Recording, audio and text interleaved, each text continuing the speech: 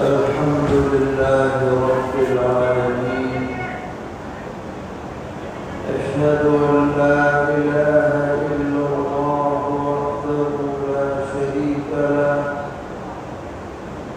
وأشهد أن سيدنا ومولانا محمدا عبده ورسوله، صلى الله تبارك وتعالى عليه وعلى آله وأصحابه وذرياته أجمعين. أما بعد، فعن أنس بن مالك رضي الله تعالى عنه قال قال رسول الله صلى الله تعالى عليه وسلم: إن من أشراط الساعة أن يرفع العلم ويثبت الجهل ويشرب الخمر ويظهر الزنا، أو كما قال عليه الصلاة والسلام. اسٹیج پر تشریف فرما اکابر علماء کرام، صوبے کے مختلف علاقوں سے تشریف لانے والے دانشوران قوم و ملت، بزرگوں اور بھائیوں، اور جہاں تک یہ آواز جا رہی ہے ہماری مائیں اور بہنیں، اس وقت کا یہ اجلاس جیسا کہ آپ کے علم میں ہے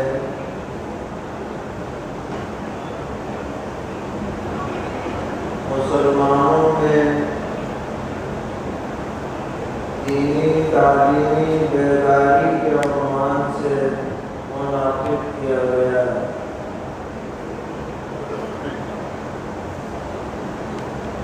اور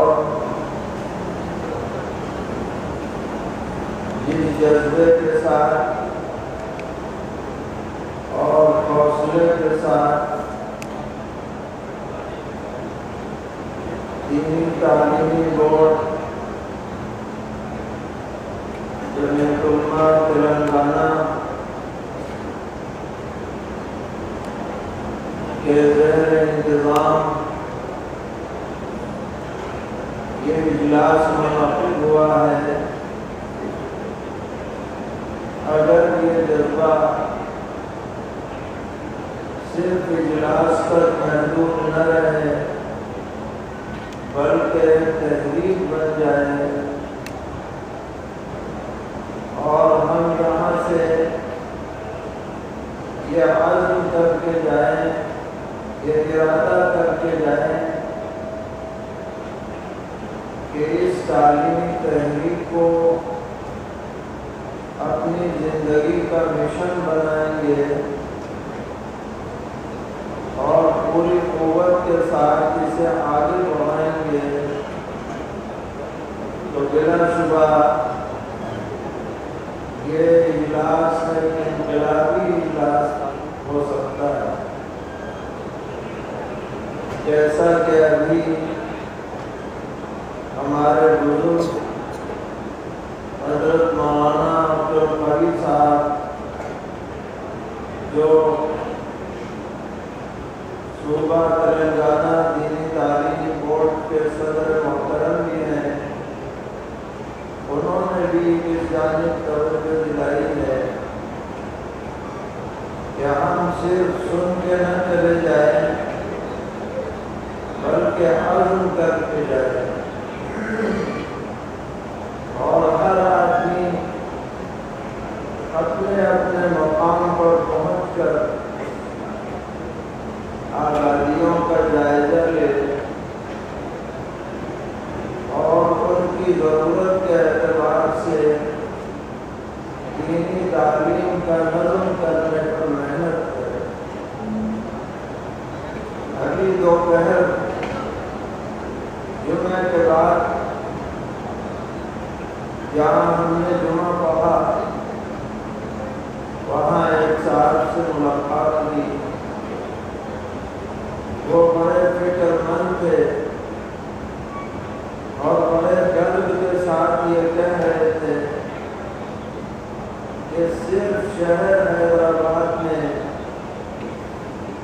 کم سے کم 15 لاکھ بچے مسلمانوں کے ایسے ہیں جو دینی تعلیم سے محروم ہیں. صرف ایک شہر کی بات. گزشتہ کئی سالوں سے مسلم معاشرے میں تعلیم کا رجحان بڑھا ہے، یعنی اسکولی تعلیم کا. اور ہر ماں باپ یہ چاہتے ہیں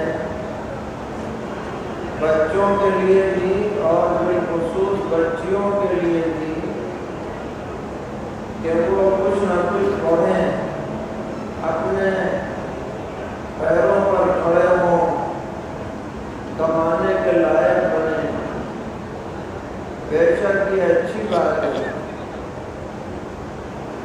دنیا میں رہنا ہے تو دنیا کی ضرورتیں بھی آدمی کو حاصل کرنی چاہیے. اس سے کسی کو انکار نہیں ہو سکتا ہے. لیکن فکر کی بات یہ ہے کہ ہمارا بچہ اور بچی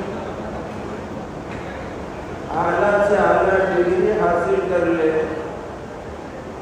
ملازمت کے مواقع حاصل کر لے، لیکن اگر اس کے پاس دین نہیں ہے، قرآن نہیں ہے، علم دین نہیں ہے، تو وہ کامیاب انسان کہلائے جانے کے لائق نہیں ہو سکتا.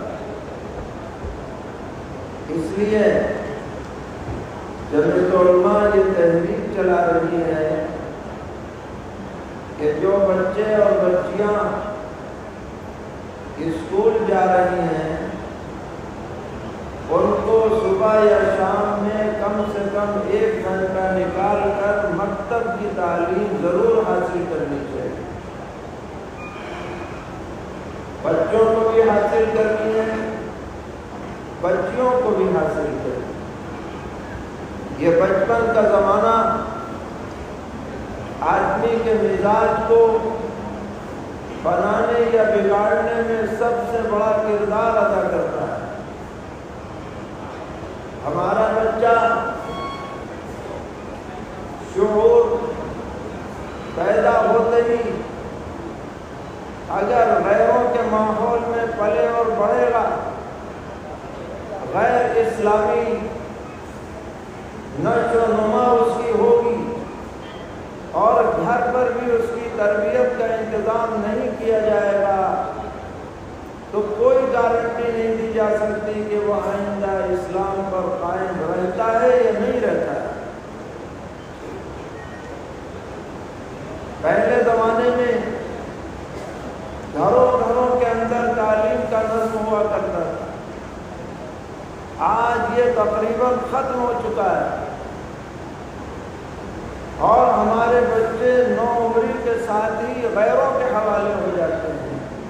ماں باپ کو فرصت نہیں ہے کہ وہ بچوں پر کچھ محنت کریں، بچوں کے لیے کچھ وقت دیں. ایسے ماحول میں میرے بھائیوں کوئی راستہ نہیں ہے ان کے ایمان کی بقا کے لیے سوائے اس کے کہ ہم کو مکتب سے جوڑا جائے اور مکتب کی تعلیم ان کے لیے لازم قرار دی جائے. اور یہ مکتب بھی ایسا نہ ہو جس میں آنے والے بچے اپنے وقت کو ضائع محسوس کریں. خاص طور پر ہم اپنے علماء اور ائمہ کو متوجہ کرنا چاہتے ہیں کہ صرف مکتب کا قیام کافی نہیں ہے، بلکہ مکتب بامقصد منظم ہونا چاہیے۔ حضرت مولانا سید محمد میاں صاحب رحمۃ اللہ علیہ، اللہ تعالیٰ ان کی قبر کو نور سے منور فرمائے، جنہوں نے دینی تعلیم کے رسالے لکھے ہیں جو بہت مقبول ہیں، بڑے کارآمد ہیں۔ انہوں نے دینی تعلیم بورڈ کے لیے رہنما ہدایات جمع کی ہیں تحریری طور پر۔ اس میں حضرت نے لکھا کہ مکتب ایسا ہونا چاہیے جس میں اجتماعی تعلیم کا نظم ہو۔ اگر 15 بچے ہیں، 20 بچے ہیں، تو وہ پورے مکتب کے وقت میں پڑھنے میں مشغول رکھے جائیں۔ ایسا نہ ہو کہ 20 بچے ہیں، سب کا سبق الگ الگ ہے، ایک استاد کے پاس بیٹھا ہے، 19 شرارت کر رہے ہیں یا ادھر ادھر مشغلے میں لگے ہیں۔ ان کے وقت کو ضائع نہیں کرنا ہے، تعلیم منظم انداز میں ہونی چاہیے۔ اور پھر زمانے کے اعتبار سے لوگوں کا مزاج بدلا ہے۔ ایک زمانہ تھا کہ مکتب میں جو نصاب کی کتابیں پڑھائی جاتی تھیں وہ انتہائی ردی کاغذ میں چھپتی تھی۔ فارغ ہو، نورانی قاعدہ ہو، بغدادی قاعدہ ہو، ایک بچہ ایک قاعدہ ختم کرتے کرتے 5-6 پھاڑ دیا کرتا تھا۔ اس زمانے میں یہی چلتا تھا۔ جب علماء کے دینی تعلیم کے رسالے اخباری کاغذ پہ چھپتے تھے اور لوگ اسی کو پسند کرتے تھے، لیکن اب مزاج بدلا۔ اب اسکول کا نصاب رنگین آ رہا ہے، بہترین کاغذ پہ آ رہا ہے، بچوں کی طبیعت اس کی طرف مائل ہو رہی ہے۔ اسی طرح اسکول میں بچے جا رہے ہیں تو سج سنور کے جا رہے ہیں، صاف ستھرے جا رہے ہیں، ایک ڈریس میں جا رہے ہیں۔ تو جب علماء نے یہ طے کیا کہ ہم بھی اسی انداز میں بچوں کو رغبت دلائیں گے، بچوں کے والدین کے دل میں مکتب کی اہمیت بٹھائیں گے، یا ہمارا نصاب بھی ایسا ہو جس کی طرف بچہ راغب راغب۔ چنانچہ اکابر کے تمام جو پچھلے نصاب تھے ان کو جمع کر کے دینی تعلیم بورڈ نے دینی تعلیمات کے نام سے نصاب تیار کیا، اعلیٰ ترین کاغذ پر ملون، بہترین، یہ بچہ اسے پڑھ کے خوش ہو۔ اس میں تعلیم کی ترتیب، سبق کی ترتیب سب درج ہے، آپ بھی دیکھیں گے تو آپ کو اچھا لگے گا۔ اس میں جو کتوں پورا نورانی قاعدہ ہے، پورا تعلیم الاسلام ہے، پورا دینی تعلیم کا رسالہ ہے اور ضروری باتیں ہیں۔ اور پھر ہم نے ڈریس طے کیا کہ آپ اسکول جا رہے ہیں اور عام طور پر اسکول کا جو ڈریس ہے وہ غیروں کا شعار ہے، غیروں کا طریقہ ہے۔ اب یہ بچہ کم سے کم 1 گھنٹہ 2 گھنٹہ ایک اسلامی لباس میں وقت گزارے گا تو خود اس کے اوپر ایک اچھا اثر پڑے گا۔ یہ بچے جب گھر سے نکل کر کے مکتب جائیں گے تو ایک اچھا سا ماحول بنے گا، بچیاں پردے میں جائیں گی، حجاب پہن کر کے جائیں گی تو ایک اچھا سا منظر سامنے آئے گا۔ تو اس طریقے پر محنتیں کی جا رہی ہیں۔ زمانے کی تبدیلی کے اعتبار سے ان کے مزاج کے موافق جو چیزیں ہیں ان کی تیاری کی گئی ہے۔ پھر اساتذہ کو ٹریننگ دی جاتی ہے، مکاتب کا جائزہ لیا جاتا ہے تاکہ تعلیم بہتر سے بہتر ہو اور کم وقت میں یہ بچے اپنے اندر ایک دینی اس بچے کے دل میں توحید کا بیج ڈال دیا جائے، رسالت کا پودا لگا دیا جائے، صحابہ کرام رضی اللہ عنہ کی محبت جما دی جائے، تو انشاءاللہ جب تک یہ زندہ رہیں گے کبھی بھی گمراہ نہیں ہوں گے۔ جب تک یہ زندہ رہیں گے کسی بہکانے والے کے بہکاوے میں نہیں آئیں گے۔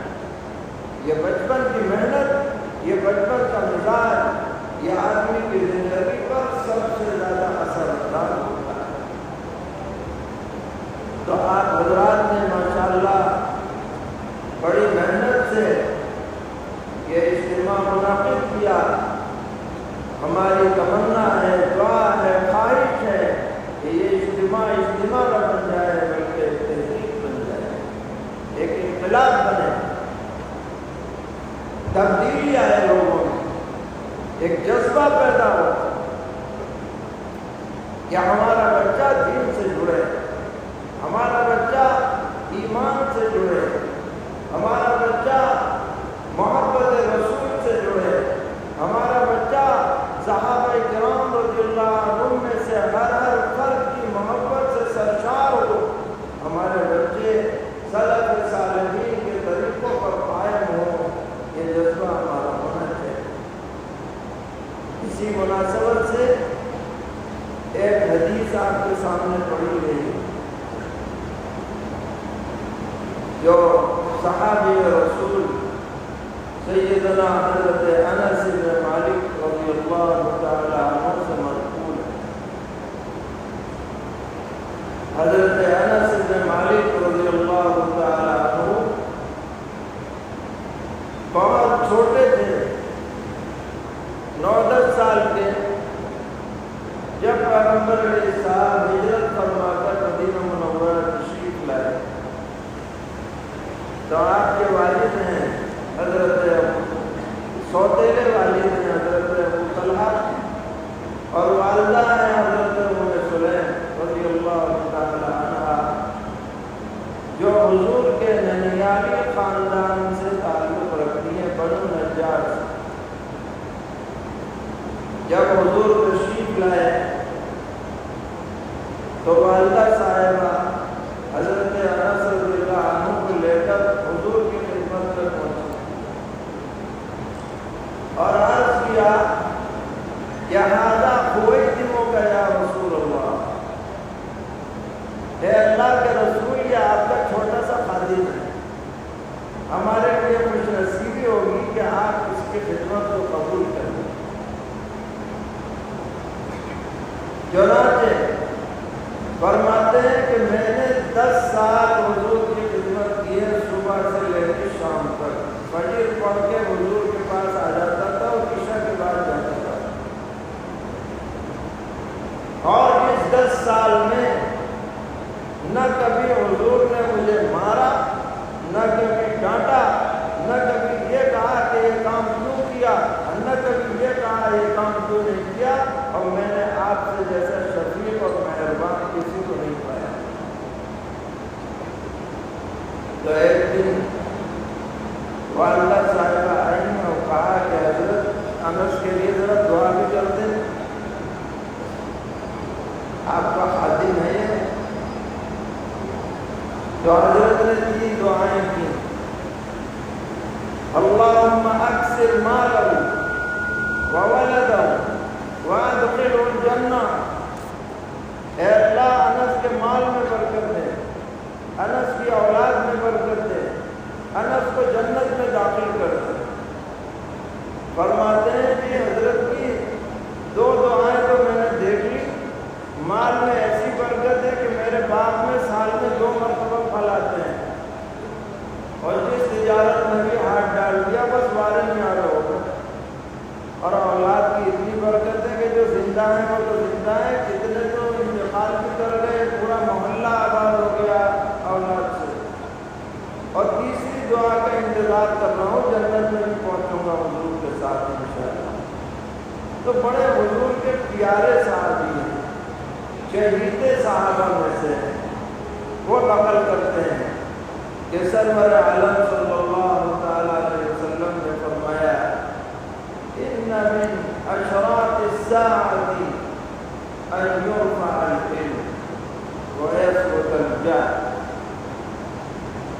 قیامت کی علامتوں میں سے ہے کہ علم اٹھا لیا جائے گا، جہالت پھیل جائے گی۔ اس علم سے علم دین مراد ہے، ورنہ تو دنیا کا علم تو بڑھ رہا ہے، جیسے جیسے قیامت قریب آ رہی ہے دنیا کا علم بڑھ رہا ہے، علم دین گھٹ رہا ہے، لوگوں کو معلومات نہیں، عقیدے کا پتہ نہیں، عمل کا پتہ نہیں، مسائل کا پتہ نہیں، چھوٹے چھوٹے مسئلے لوگوں کو معلوم نہیں، باقی ناپاکی کے مسئلے پتہ نہیں، نماز روزے کے مسئلے پتہ نہیں، کوئی بتاتا ہے تو آنکھ کھول کے دیکھتے ہیں کہ اچھا ایسا بھی ہے۔ یہ جہالت ہے، یہ جہالت دین سے جو علم اٹھ جائے گا، علم کم ہو جائے گا، علماء کی کمی ہو جائے گی، جاننے والے نایاب ہو جائیں گے، کمیاب ہو جائیں گے، جاہلوں کی کثرت ہو جائے گی۔ اور فرمایا دوسری علامت یہ ہے کہ یشرب الخمر، شراب پی جائے گی، خوب شراب پی جائے گی، اس کی برائی لوگوں کے ذہنوں سے نکل جائے گی، شراب فیشن بن جائے گی، شراب کو لوگ برا نہیں سمجھیں گے، عام مشروب کی طرح نشہ کیا جائے گا، جیسا کہ آج ہو رہا ہے۔ ہمارا نوجوان اللہ معاف فرمائے بہت بڑی تعداد میں اس نحوست میں گرفتار ہے، اور جو قوم اور جو معاشرہ نشے کا عادی بن جائے گا اس کی بربادی دنیاوی اعتبار سے بھی طے ہے، دینی اعتبار سے بھی طے ہے، کوئی اس میں شک شبہ نہیں۔ اسی لیے اسلام نے شراب اور نشے کو حرام اور گندگی قرار دیا ہے، رجس من عمل الشیطان، یہ کہا اور فرمایا کہ علامات قیامت میں سے ایک اور علامت یہ ہے کہ یظہر الزنا، بدکاریاں پھیل جائیں گی، بے حیائی پھیل جائے گی، فواحش پھیل جائیں گے، مردوں عورتوں کا ناجائز تعلق عام ہو جائے گا اور اسے برا نہیں سمجھا جائے گا۔ آج ہمارے عصری تعلیمی اداروں میں پڑھنے والے بچے اور بچیاں بہت بڑی آزمائش میں، بہت بڑی دینی آزمائش میں، ان کے لیے وہاں رہتے ہوئے ایسی برائیوں سے بچنا بہت مشکل ترین عمل ہو گیا ہے، ایسا تعلیمی نظام بنا دیا گیا ہے، اور اس کو اس معاشرے میں برا نہیں سمجھا جاتا۔ ہمارے یہاں مراد آباد میں ایک ڈینٹل کالج ہے، وہاں ایک طالب علم پڑھا کرتا تھا میرٹھ کا، اس کا نام تھا اقبال، وہ کبھی کبھی ہم سے بھی ملنے آتا تھا۔ ایک دن آیا اور بے قرار ہو کر رونے لگ گیا، روئے چلا جا رہا۔ ہم نے پوچھا بھائی کیا بات ہے، کیا حادثہ پیش آ گیا؟ کہ بس بتلا نہیں سکتا۔ کافی رونے کے بعد کچھ اس کو سکون ہوا تو اس نے بتلایا کہ ہمارے کلاس میں 22 اسٹوڈنٹ ہیں، جس میں 11 لڑکے ہیں، 11 لڑکیاں ہیں، اور انتظامیہ کی طرف سے ان 22 میں جوڑے بنائے گئے ہیں، ایک لڑکا ایک لڑکی، یاد کرنے میں، تکرار کرنے میں تم دونوں کو ایک دوسرے کے ساتھ رہنا ہے۔ یہ خلاصت دے دیا کہ لڑکے لڑکے کی جوڑی نہیں بنائی کہ لڑکا لڑکے کے ساتھ تکرار کرے،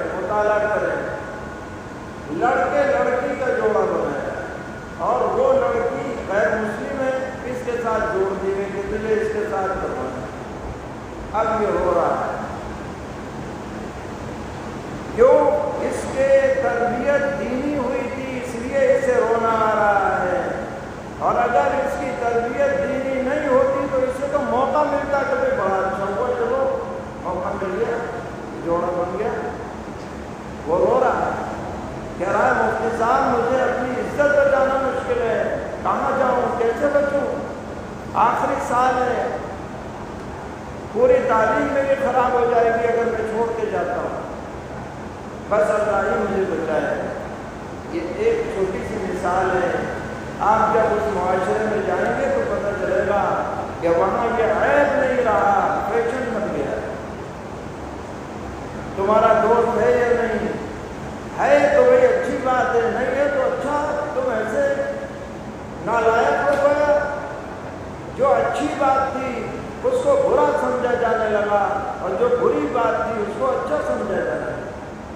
یہ قیامت کی علامت ہے۔ شارحین لکھتے ہیں کہ دنیا میں امن اور صلاح اور خیر تین باتوں پر موقوف ہے، دین باقی رہے، عقل باقی رہے، نسب باقی رہے۔ دین، عقل، نسب۔ دین باقی رہے گا علم سے، علم نہیں رہے گا دین اڑ جائے گا۔ عقل باقی رہے گی شراب نشے سے بچ کر کے، جب شراب نشہ رہے گا تو عقل نہیں رہے گی، موت ہو جائے گی۔ نسب باقی رہے گا حیا سے، فواحش سے بچنے سے۔ اگر فواحش رہیں گے تو نسب باقی نہیں رہ سکتا، کچھ پتہ نہیں کون کس کا بچہ ہے۔